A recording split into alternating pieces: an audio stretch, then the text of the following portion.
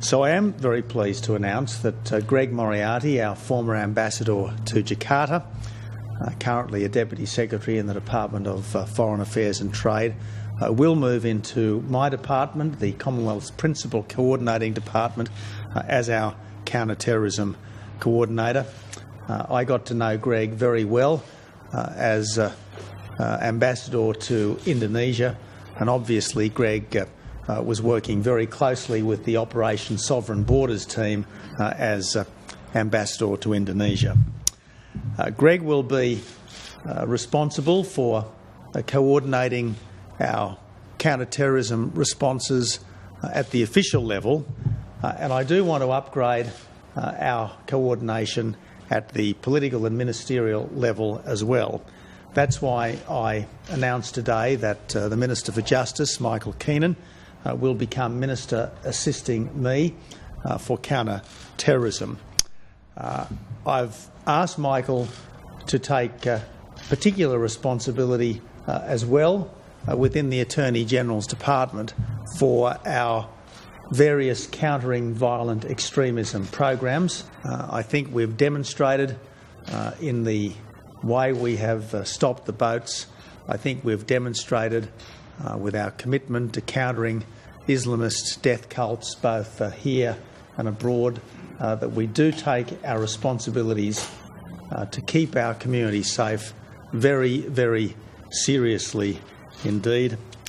But we must constantly evolve to meet an evolving terror threat, and that's what today's announcements are all about.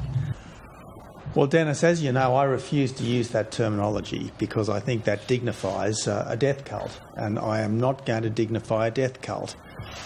If some entity was to start killing people and call itself the True Vatican, I would not use that terminology. And similarly, I am not going to use that term that they seek for themselves. I don't believe any legitimate state is involved in crucifixions, beheadings, mass executions, sexual slavery.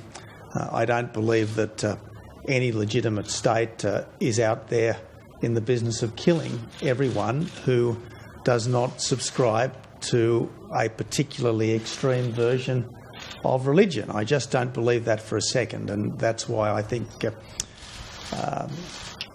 we should never use that term. Now, plainly, they have a high level of control secured through terror over millions of people and vast areas of land, and this is why it's absolutely important that we do everything we reasonably can to enable the legitimate government of Iraq, the democratically elected government of Iraq, to recapture the territory that is rightly it. And without wanting to say that everything that the current Iraqi government does is perfect, by the standards of democratic legitimacy, it's pretty good in that part of the world.